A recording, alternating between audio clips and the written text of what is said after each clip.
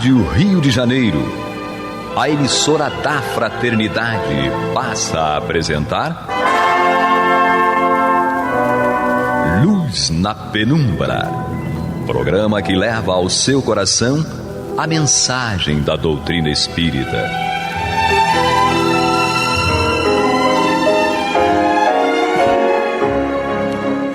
E com vocês, André Afonso Monteiro, para o estudo do livro A Gênese, da obra codificada por Allan Kardec. Olá, amigo ouvinte e internauta da Rádio Rio de Janeiro, a emissora da Fraternidade, a rádio que toda a família pode ouvir, programa Luz na Penumbra, estudo da obra A Gênese, comigo André Monteiro, e hoje aqui nós vamos ter uma dupla de 3. Hoje não vai ser uma dupla, hoje vai ser um trio, em dose tripla. Eu, Alexandre Almeida, e aqui também conosco, Carlos Alberto Ferreira. Sejam bem-vindos, Alexandre. Obrigado, André, nosso irmão Carlos, nosso ouvinte, votos muita paz. Muita paz a todos, meus ouvintes. Muito bem, e vamos retomar aqui o nosso estudo da obra Gênese. E não podemos esquecer o Pablito ali, na técnica, fazendo a gravação aqui conosco. E nós vamos retomar aqui o nosso estudo a partir do item 6363, do capítulo 15, Os Milagres do Evangelho. E nesse capítulo aqui, nesse item, Kardec, ele traz o seguinte para nós. Deixa eu voltar aqui. Muito bem. O maior milagre que Jesus realizou, aquele que atesta verdadeiramente a sua superioridade, foi a revolução que seus ensinamentos operaram no mundo, apesar da exiguidade de seus meios de ação. Com efeito, Jesus, obscuro, pobre, nascido na condição mais humilde, no meio de um pequeno povo quase ignorado e sem preponderância política, artística ou literária, não pregou mais que 3 anos. Durante esse curto espaço de tempo, é desconhecido e perseguido pelos seus cidadãos, caluniado e tratado de impostor. Vê-se obrigado a fugir para não ser lapidado. É traído por um dos seus apóstolos, renegado por outro, abandonado por todos na hora em que cai nas mãos de seus inimigos. Só fazia o bem, e isso não o colocava a salvo da malevolência que voltava contra ele os próprios serviços que prestava. Condenado ao suplício reservado aos criminosos, morre ignorado pelo mundo, uma vez que a história daquela época se cala a seu respeito. Nada escreveu, entretanto, ajudado por alguns homens obscuros como ele, sua palavra foi suficiente para regenerar o mundo. Sua doutrina matou o paganismo onipotente e se tornou o farol da civilização. Muito bem. Então, Alexandre, você vê que aqui Kardec ele traz, que o maior, ele traz uma analogia para nós muito importante, que esse capítulo, esse subitem, o 63, ele está inserido dentro do capítulo que Kardec traz aqui as explicações para os milagres ocorridos no Evangelho, os feitos, os prodígios que Jesus, nesses 3 anos enquanto esteve conosco, que ele produziu, e Kardec comenta e explica alguns aqui. João, o evangelista, ele vai dizer em seu Evangelho que se todos os feitos de Jesus fossem narrados, que não ia ter biblioteca no mundo para contabilizar os livros, se todos fossem escritos. Então aqui, Kardec selecionou alguns que já estavam selecionados também lá no Evangelho, pois muitos foram os feitos de Jesus. Você imagina, em 3 anos, a cada dia devia ser um feito, porque Jesus não estava no mundo, digamos assim, sem um propósito. Então, tudo em Jesus tinha um propósito. Então você vê que ele traz essa analogia que para dizer que o maior milagre que Jesus produziu, que atesta a sua superioridade, foi a revolução dos seus ensinamentos, apesar da exiguidade dos seus meios de ação. Sem instrumento nenhum. Não tinha WhatsApp, não tinha e-mail, não tinha internet, não tinha energia elétrica, não tinha computador, mas ele revoluciona revoluciona e revolucionou o mundo quando esteve aqui conosco. Interessante tentarmos que no mundo onde o sofrimento está a todos os lados, onde ele estava, ele encontrava, como você mesmo colocou, meios de poder operar o socorro. Fosse ele através de uma cura espiritual, através da sua pregação, seus esclarecimentos. Então, o que nós temos conhecimento hoje, que está registrado por terceiros, é justamente uma pequena parte dos seus feitos. Um dízimo da sua passagem aqui. Exatamente. E é possível, né, que tenha havido muita dificuldade ou tenha dado trabalho para aqueles que se dedicaram a registrar alguma coisa, a selecionar, estabelecer algum critério. Porque nós vamos observar, imaginemos uma criatura com a potencialidade que ele trazia na condição de espírito puro, está encarnado no mundo de provas e expiações, numa época em que não se tinha os recursos que temos hoje, científicos e tecnológicos. Então tudo demandava muito mais esforço. E toda uma opinião e toda uma autoridade contrária à sua ideia. Exatamente, havia todo o que nós, permitam-me usar um termo muito empregado nos dias de hoje, o sistema da época conspirava contrariamente. Porque a proposta dele era única e exclusivamente de atender, de auxiliar, de servir. Num mundo onde nós ainda temos o egoísmo, como Kardec mesmo coloca, como os espíritos nos ensinam, né? Como uma das maiores chagas para o nosso processo evolutivo, imagina a dificuldade que o Cristo não teve para se deparar com isso. Nós estamos aqui usando um microfone que está atingindo alguém do outro lado do planeta, né? Ou seja, uma palavra que o André e o nosso irmão Carlos deu aqui pode atingir alguém que nós sequer conheçamos.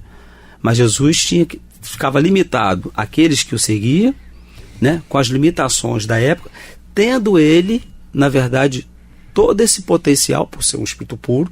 Você imagina o que é você explicar ou atender alguém, você tendo mais recursos e sabendo que o seu interlocutor não está capacitado a lhe compreender. Quando nós estamos no mesmo nível já é complicado. E aí eu me vejo até na sala de aula, né? Quantas vezes o professor falou alguma coisa e você literalmente boiou no que ele estava falando.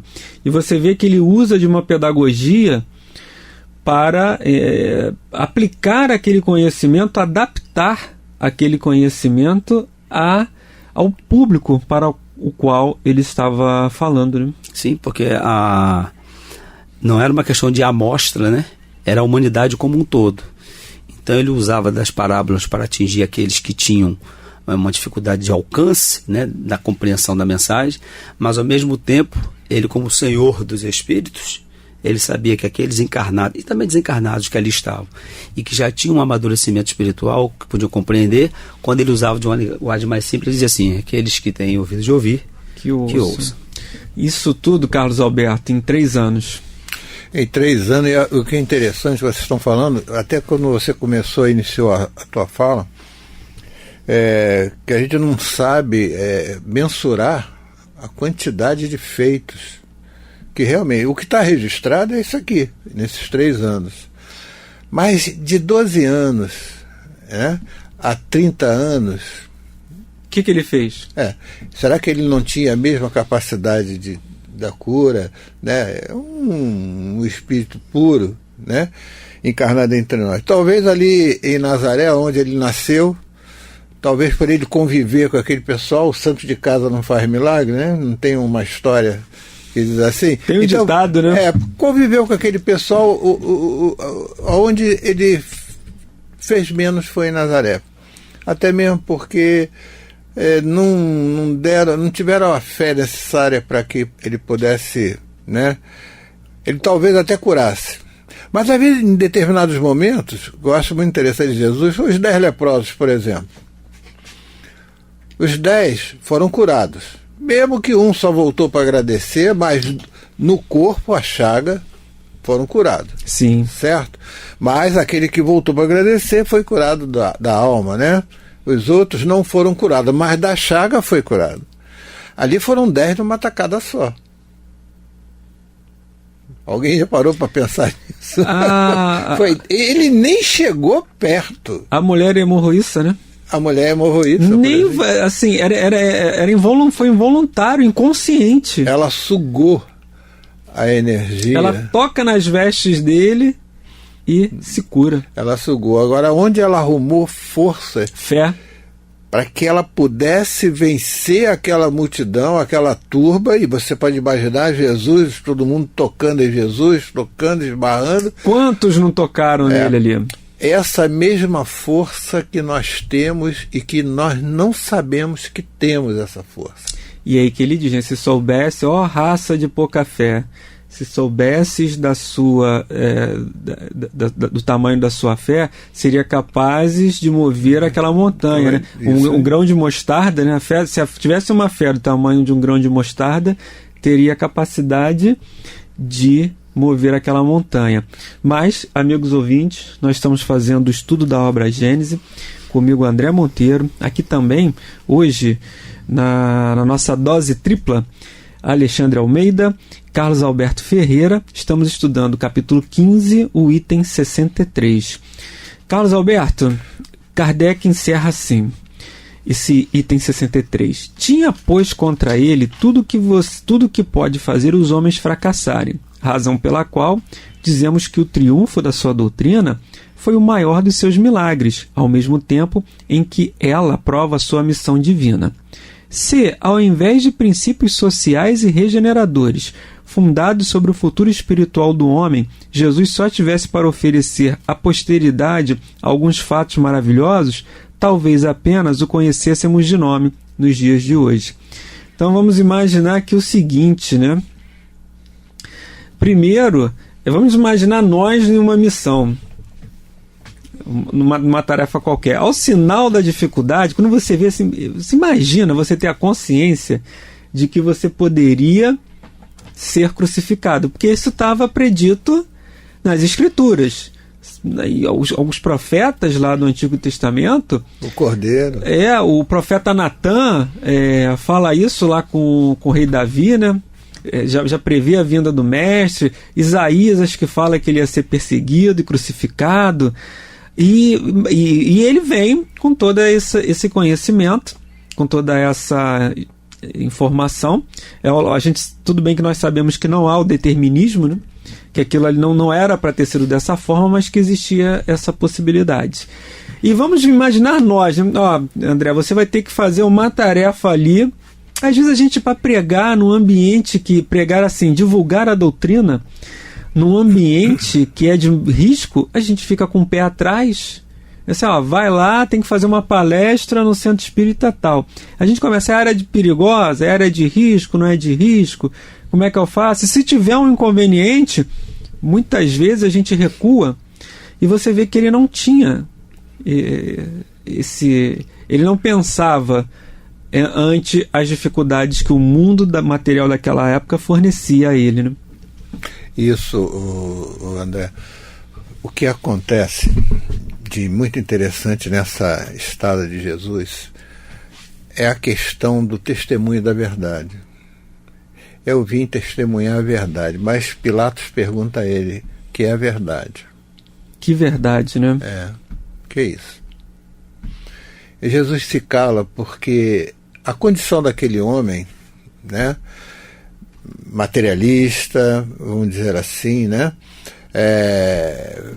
fincada ainda muito com os pés presos no chão, não entenderia, e na posição, né, abaixo de César, né, então naquela posição que ele se encontrava ali, como que Jesus poderia explicar àquele homem, né, essa verdade?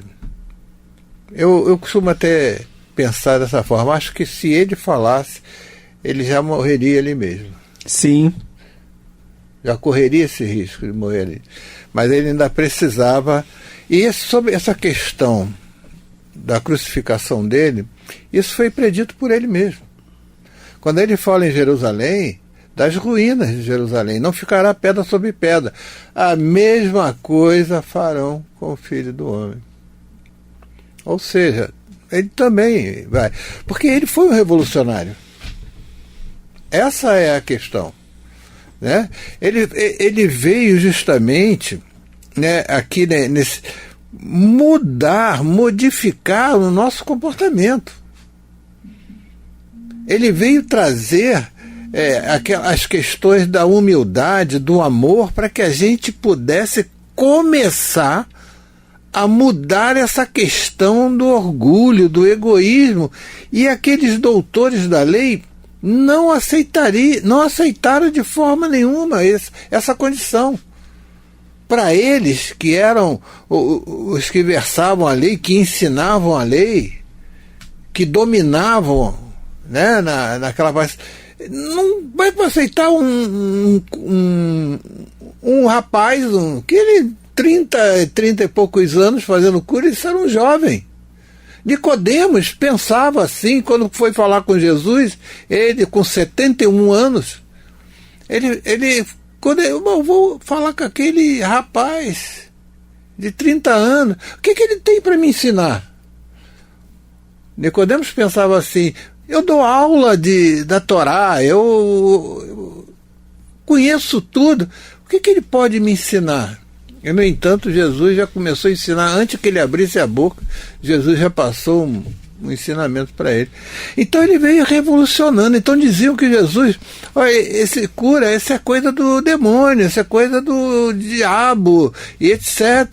Como alguém que cura as pessoas, né, tá a serviço do demônio, tá das trevas. Só porque curava aos sábados? Né?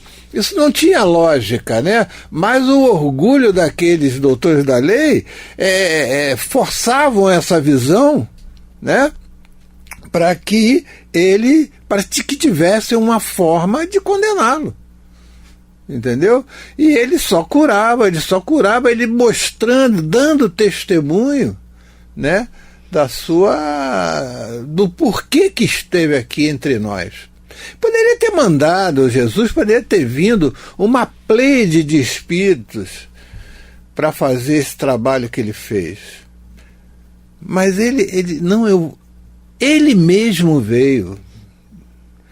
Gente, isso é de uma importância fundamental para nós. Ele mesmo veio, ele mesmo se expôs, ele mesmo esteve aqui e sofreu tudo que precisou sofrer para que a gente pudesse começar a mudar o nosso ponto de vista com relação à vida, a mudar a nossa condição de pensar, Alexandre Almeida, o que mudou após o advento do Mestre? Bom, nós temos hoje, isso é inegável, não obstante ainda a carga de imperfeições que ainda trazemos, né, como costumamos dizer, nós já avançamos em fraternidade, em solidariedade. Sobre esse aspecto, me recordo que o nosso irmão Divaldo Pereira Franco, ele sempre enaltece essa questão, de que nós temos hoje muito mais amor no mundo do que tínhamos há 2000 anos atrás. O que nós precisamos reconhecer é que estamos ainda muito aquém do trabalho proposto por Jesus para essa nossa caminhada reta. A reencarnação de um espírito puro, como foi colocado aqui à mesa, pelo nosso irmão Carlos, e nós espíritas chamamos muita atenção sobre o fenômeno, né, daquele processo, do perispírito ali, bem sutil, sem sombra de dúvida. Isso aí é compreendido por todos nós. Mas se atentarmos, nós vamos ver que ela foi também perfeita, a começar pelo seu planejamento. Sim. Como nosso irmão colocou. Jesus sabia, tinha consciência de que em cada situação que ele iria passar, o que deveria acontecer, e ele se calou quando deveria se calar, atuou quando deveria atuar, advertiu. E eu fico imaginando os espíritos, né, de confiança dele, quando sentaram para planejar, disseram o seguinte, porque veja bem, não é por acaso que Kardec coloca aqui, olha, Jesus, vírgula, obscuro, pobre, nascido na mais humilde condição, no pequeno, ou seja, isso tudo foi debatido lá na mesa.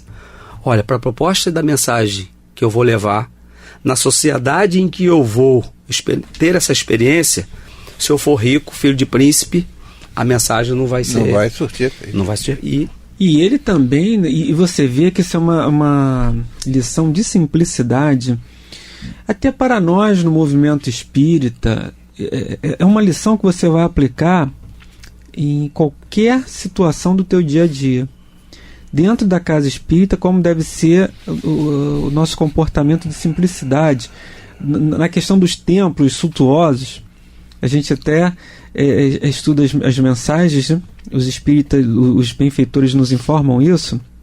Emmanuel, André Luiz, Joana de Ângeles, a necessidade de templos e de muitas questões assim excêntricas que às vezes a gente traz até para a própria instituição espírita, que você acaba, ao invés de simplificar o processo, você traz mais complicação. O que a gente precisa para evangelizar, para fazer uma pessoa melhor? O que a gente precisa? O que Jesus tinha? Só a palavra e a roupa do corpo. É o que Paulo colocou muito bem, né? Não cristalizeis a vossa fé. É preciso ter esse discernimento. É claro que há uma diferença entre você ofertar um templo que tem um mínimo de conforto. Sim, mas sim. Daí, como você colocou muito bem, a termos templos onde nós vamos ostentar riquezas materiais, aí nós estamos atendendo justamente o que o nosso irmão colocou. Muito mais dos nossos caprichos. Sim. Do mundo.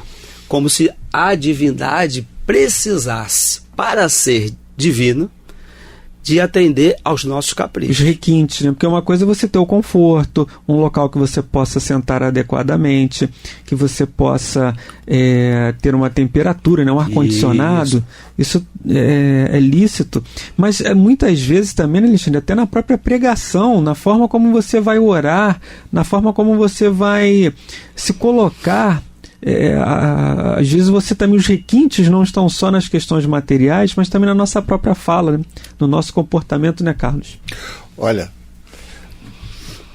o perdão de Jesus para todos nós, quando ele pede ao Pai que nos perdoe, porque não sabíamos o que fazíamos, se ele não fizesse isso, se ele não realizasse esse perdão naquele momento, tudo que ele fez não teria nenhuma validade. Teria ido por água abaixo. Teria tudo ido.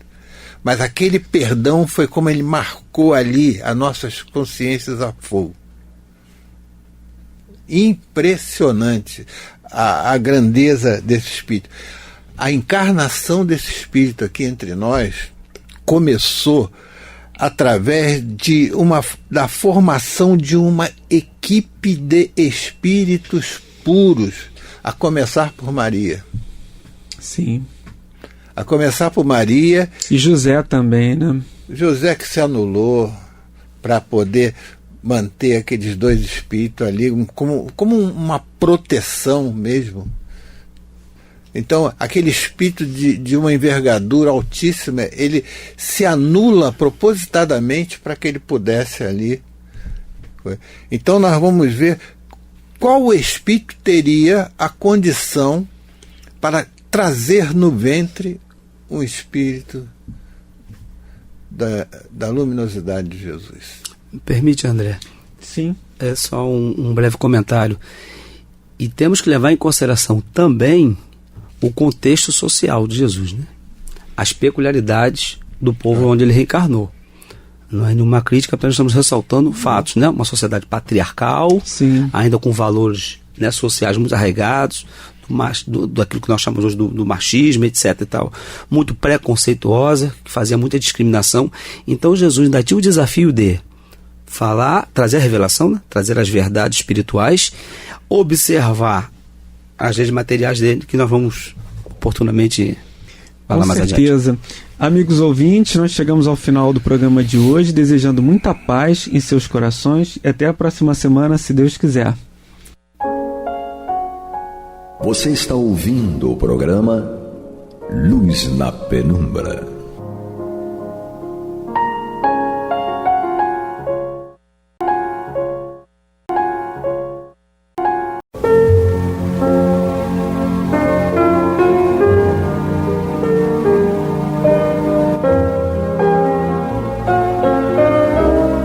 A Rádio Rio de Janeiro está levando ao seu lar e ao seu coração a mensagem consoladora da doutrina espírita, através do programa Luz na Penumbra.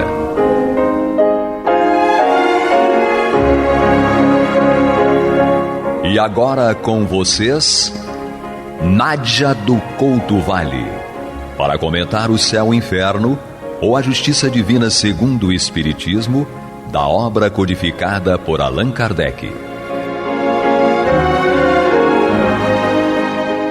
Amado amigo, amiga internauta, que a paz de Jesus permaneça conosco hoje e sempre, num encontro em que nós voltamos a estudar juntos esta obra de nosso querido codificador Allan Kardec, O Céu e o Inferno, ou Justiça Divina, segundo o Espiritismo, estando nós já na segunda parte, que é a parte prática desta obra, em que o nosso codificador nos apresenta a trajetória, os movimentos dessas almas, desses psiquismos, desde que estavam encarnados, a sua desencarnação, a forma como despertaram e continuam no plano espiritual.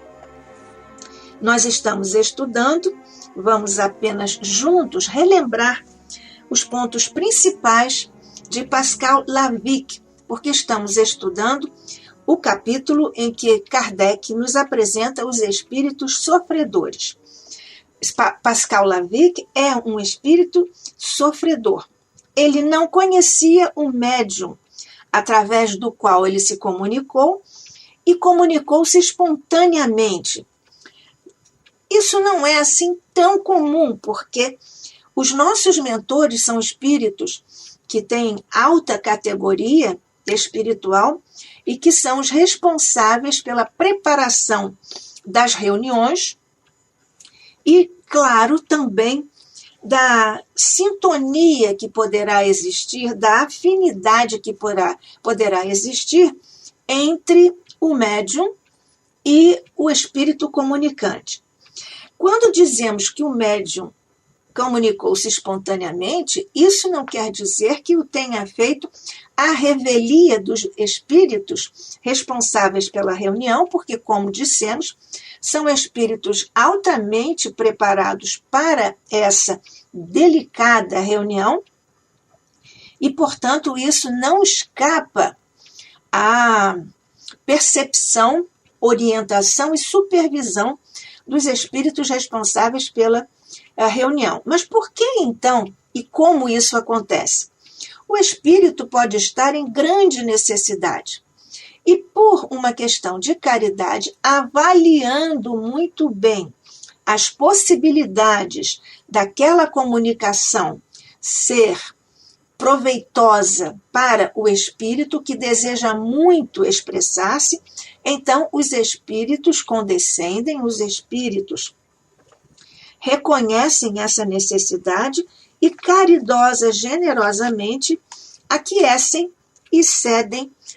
Na verdade, ceder é no sentido de autorizar, permitir que o espírito se comunique espontaneamente.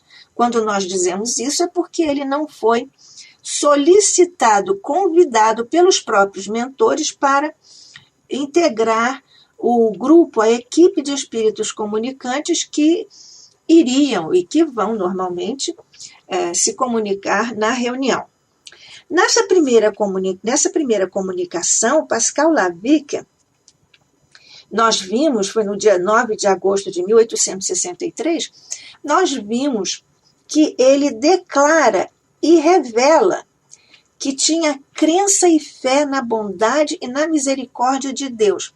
Portanto, nós vemos que ele já tinha essa informação e a fé, que é o grande elemento, o grande caminho para tudo que nós vamos resolvendo na vida, qualquer que seja o plano em que nós estejamos. Então, ele se declara em sofrimento imenso, enorme. E nós já sabemos por quê. Porque ele desencarnou no mar. Era marinheiro, foi arrebatado do navio, o navio L'Alerte, nós vamos depois ver por quê, e por uma rajada do mar. Mas então ele não conseguiu se segurar, talvez, porque foi talvez uma coisa repentina. E aqui na comunicação, a primeira comunicação, que ele começa assim: creio na bondade de Deus, que na sua misericórdia se compadecerá do meu espírito. É a fé que ele tem e a confiança em Deus. Tenho sofrido muito, muito. Pereci no mar. Meu espírito, ligado ao corpo, vagou por muito tempo sobre as ondas. Deus. Então, neste momento, ele interrompe a frase. Talvez por uma grande emoção, ele interrompe a frase, mas não continua no mesmo dia e na mesma hora. No dia seguinte é que ele volta a se comunicar e então ele prossegue. Interessante que do ponto de vista sintático, ele não repete o sujeito, que é Deus. Como ele disse no dia anterior, Deus interrompeu. Agora, no dia seguinte, como se não tivesse passado nenhum tempo, ele continua. Houve por bem permitir que as preces dos que ficaram na terra me tirassem do estado de perturbação e incerteza em que me achava imerso. Esperaram-me por muito tempo e puderam, enfim, achar meu corpo. Nós vemos aqui como o espírito Pascal Lavie tem a distinta percepção da dualidade, de que ele é um espírito e que tem um corpo. Então, ele já sente, assim, esta separação que fica aqui explicitada na fala, na comunicação dele. Ele diz: esperaram-me por muito tempo e puderam, enfim, achar meu corpo. Este repousa atualmente. Ele tem noção de que cada um pode ficar em um lugar. Este repousa atualmente, o corpo. Ao passo que o espírito, ou seja, eu, espírito, libertado com dificuldade na separação do corpo, vê as faltas cometidas. Consumada a provação, Deus julga com justiça, a sua bondade estende-se aos arrependidos. Aqui nós vemos a grande categoria dos espíritos arrependidos, que depois vão constituir aqui um capítulo à parte. Nesta segunda parte da obra O Céu e o Inferno, ou a Justiça Divina segundo o Espiritismo. Continua, então, Pascal Lavie nesta segunda comunicação. Ele diz: por muito tempo, juntos erraram o corpo e o espírito.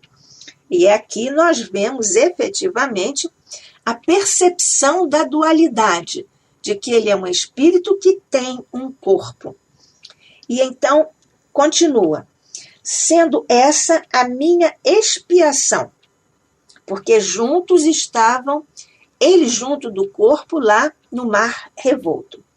Segui o caminho reto. Aqui ele dá uma orientação para todos nós.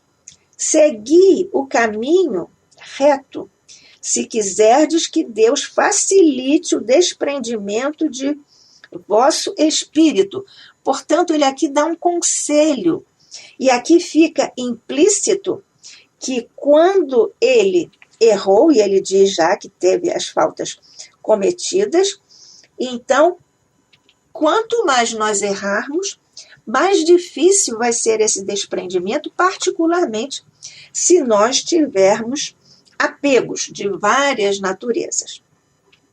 Ele continua: vivei no seu amor, orai, e a morte para tantos temerosa vos será suavizada pelo conhecimento da vida que vos espera. Ele aqui também já fala da vida futura, da vida após a morte do corpo físico. E ele diz, agora ele volta para a situação dele. Sucumbi no mar, e por muito tempo me esperaram. Não poder desligar-me do corpo. Ele já está falando sobre essa que ele próprio diz expiação. Não poder separar-me do corpo era para mim uma terrível provação. Eis porque necessito das preces de quem, como vós, possui a crença salvadora e pode pedir por mim ao Deus de justiça.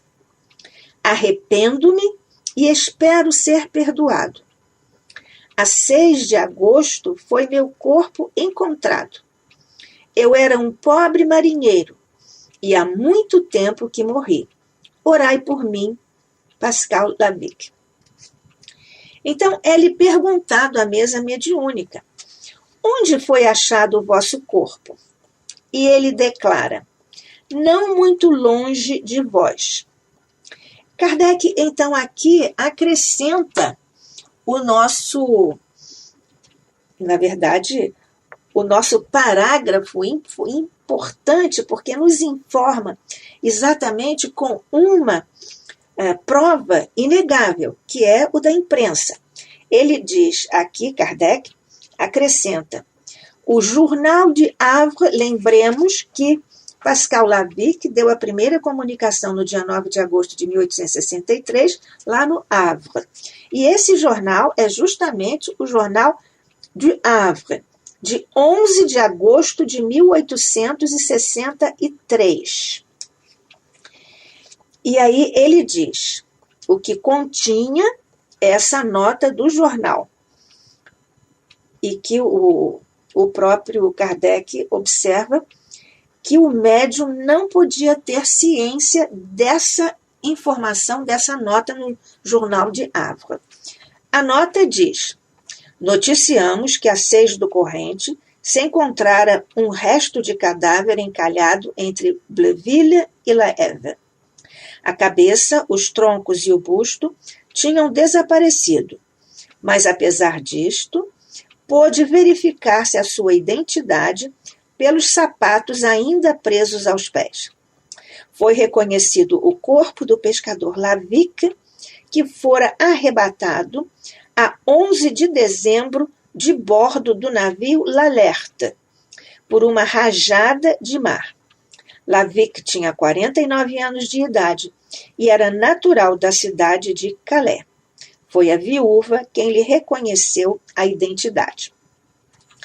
Esta prova irrefutável nos dá aqui mais uma expressão da seriedade e da coerência do trabalho de nosso querido codificador Allan Kardec, e que essa seriedade que nós encontramos também aqui na programação da Rádio Rio de Janeiro, através de cujas ondas fraternas nós estamos aqui estudando o céu e o inferno, ou a justiça divina segundo o Espiritismo. Eu, Nádia do Couto Vale, e você, amigo, amiga, ouvinte, internauta, aqui, desta vez, meditando, aprendendo com a trajetória e a história de Pascal Lavic, no capítulo dos espíritos sofredores, assim catalogados por nosso codificador Allan Kardec.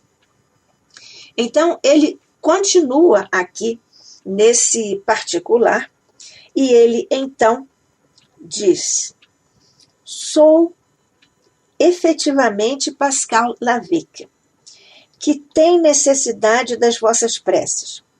Podeis beneficiar-me, pois terrível foi a provação por mim experimentada. A separação do meu espírito do corpo só se deu depois que reconheci as minhas faltas. Aqui há uma questão muito importante, muito interessante, porque aqui está uma questão de natureza vibratória. Quando o espírito se vincula, se mantém unido a tudo aquilo que o faz sofrer, e isto vale para nós encarnados, como para os desencarnados, porque a vinculação do espírito àquilo que o liberta ou que o aprisiona. E ficar preso ao que nos aprisiona, na verdade, preso e que nos aprisiona, é exatamente isto que acontece, dificulta a nossa percepção e a separação do espírito que somos do corpo que nos serviu de instrumento. E aqui ele diz, só depois que reconheci as minhas faltas, portanto, é o espírito se colocando em humildade e num processo de autoconhecimento, o que aqui também trabalha em favor de Pascal Lavic, ele reconhece as suas faltas. E nesse momento ele entra em contato com uma faixa de humildade e de perspectiva de progresso e de solução para a sua situação. E ele continua. E depois disso, ainda não totalmente destacado, separado completamente do corpo, mas ainda com um certo vínculo ao corpo, mas já se sentindo mais ou menos desprendido, ele diz, e depois disso, de reconhecer as faltas, ainda não totalmente destacado, acompanhava-o no oceano, acompanhava o corpo no oceano que o tragara. Mais uma vez aqui, uma contundente expressão de que Pascal Lavic tinha a percepção da dualidade. O corpo é uma coisa e o espírito é outra coisa.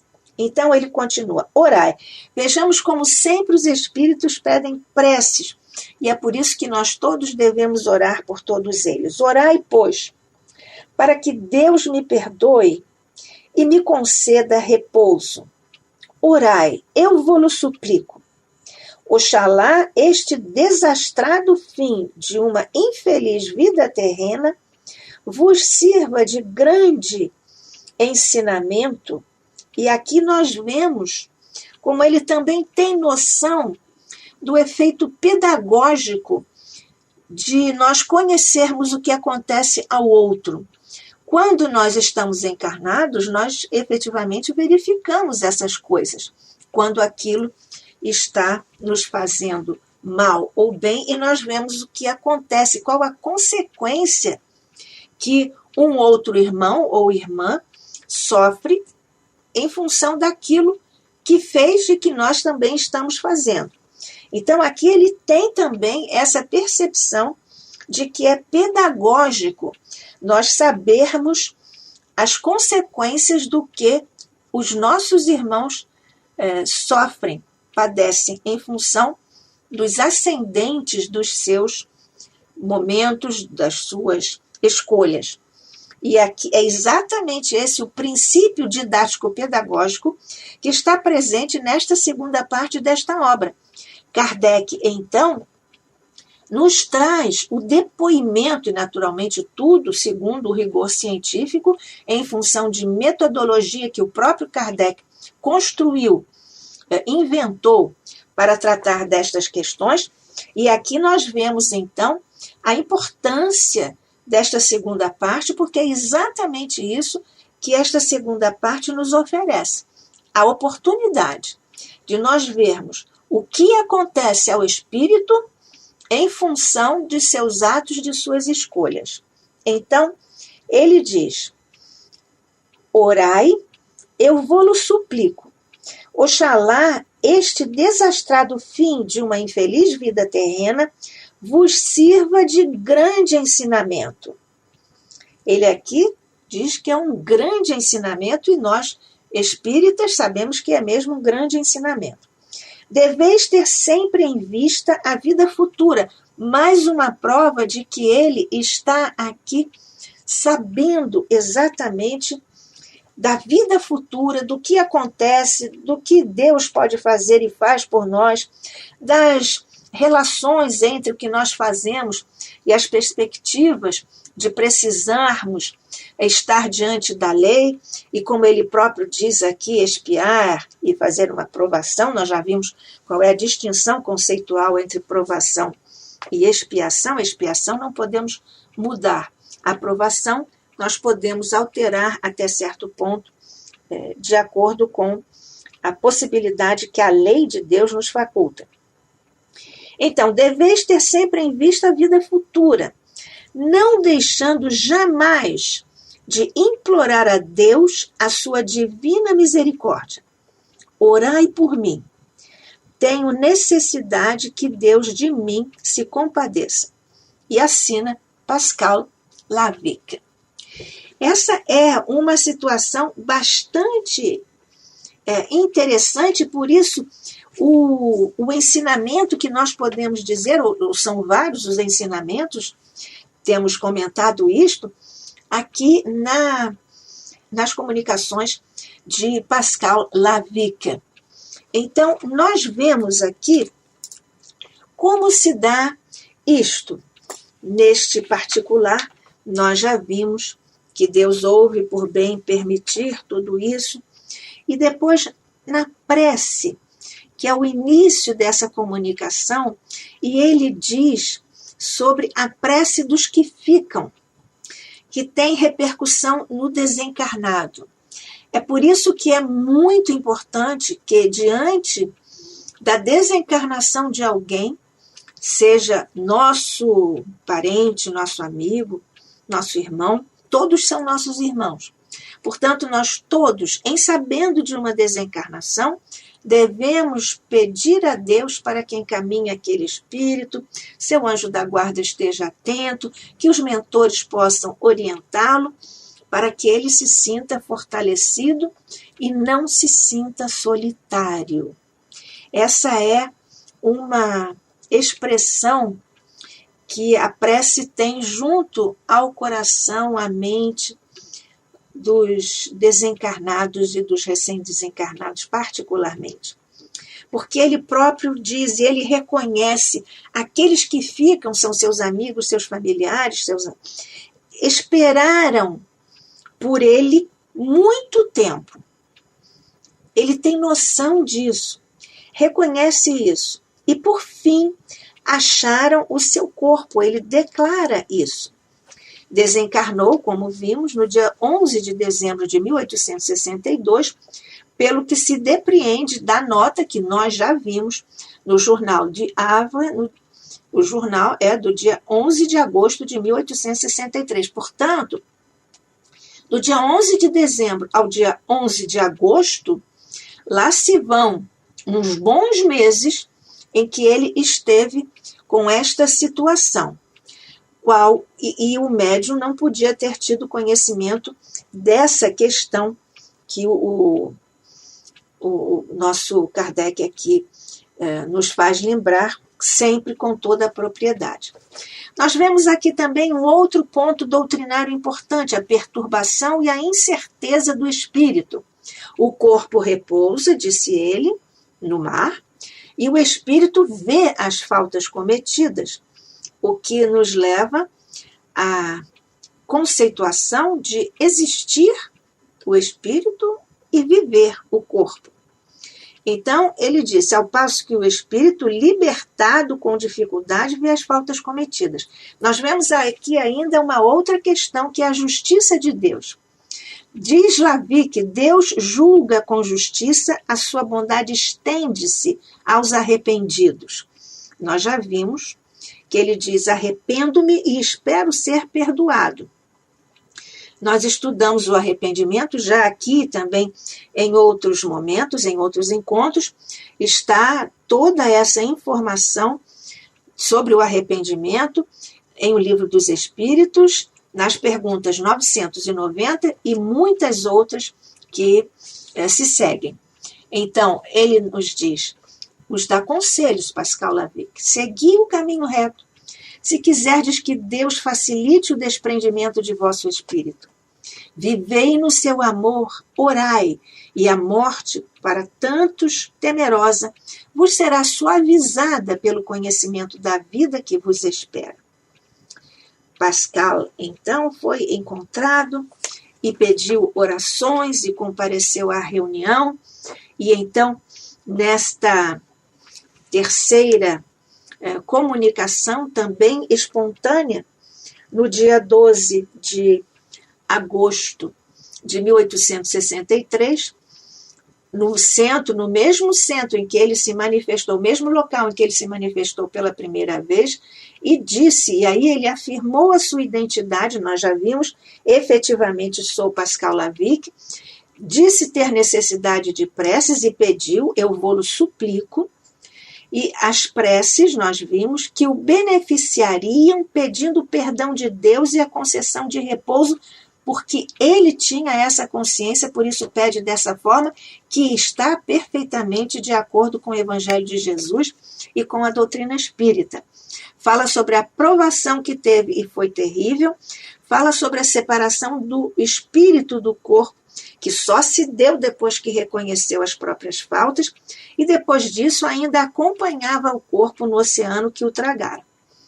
E ele disse que desejaria que o desastrado fim de uma infeliz vida terrena nos sirva de grande ensinamento, e aconselha que devemos todos ter sempre em vista a vida futura, sobre a qual estudamos, sobre a qual estamos todos muito informados e detalhadamente pela doutrina espírita codificada por Allan Kardec. Que a paz de Jesus permaneça conosco hoje e sempre. Que assim seja.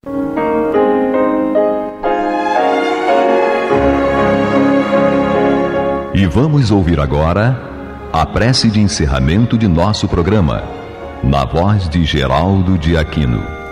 Jesus, dá-nos coragem para a luta, piedade para os insultos e misericórdia para as injustiças e ingratidões. Limpa nossa alma de inveja e ambições mesquinhas, de ódio e de vingança o nosso caminho.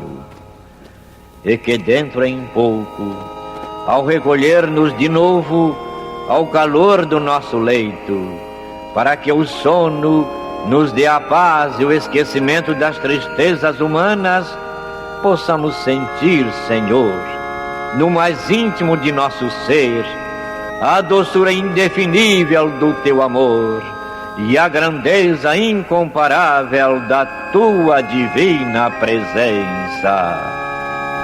Que assim seja.